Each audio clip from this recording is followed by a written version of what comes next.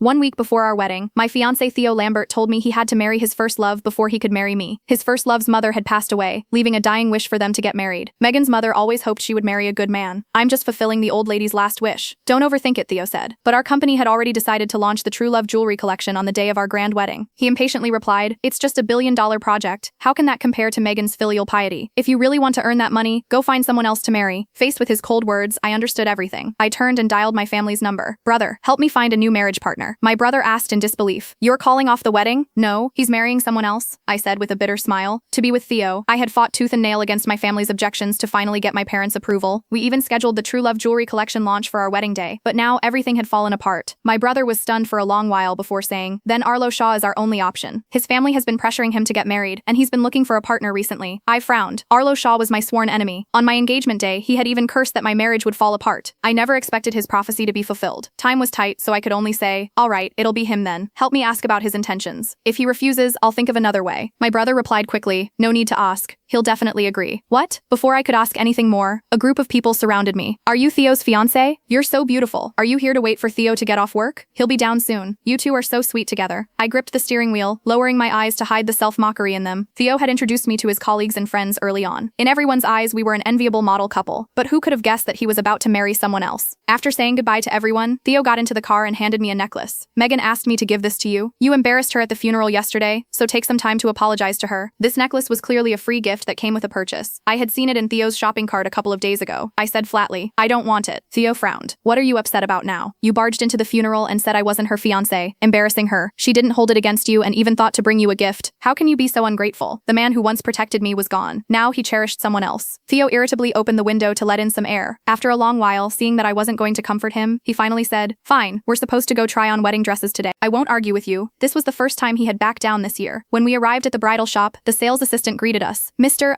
Lambert, Miss Quinn, the 20 custom wedding dresses and tuxedos you ordered are ready." But Theo's gaze wasn't on these clothes. He was looking down at his phone, his expression somewhat urgent. After noticing my gaze, he quickly put away his phone, his face showing a hint of apology. "Genevieve, something came up with Megan. I need to rush over there right away. Try on the wedding dresses yourself, and just pick a tuxedo for me. I trust your taste." With that, he hurriedly hailed a taxi and left, leaving me alone. The sales assistant quickly approached me and tentatively asked, "Miss Quinn, would you like to personally select the tuxedo?" I looked away and nodded. Of course I would choose a tuxedo, just not for Theo. After all, the groom had changed. I drove home, thinking Theo wouldn't return all night, but he came back before dinner. He strode over to me, holding a takeout box. "I went all over town to buy this for you. It's from Harry's Bakery." I looked at the box of Swiss rolls. There were 3 fewer than usual, and one of them had a bite mark, obviously having been eaten. Half an hour ago, I had seen Megan's Instagram post. The photo was of the Swiss rolls in my hand. "Hubby bought me a midnight snack even though it's so late. Thanks for working so hard, babe."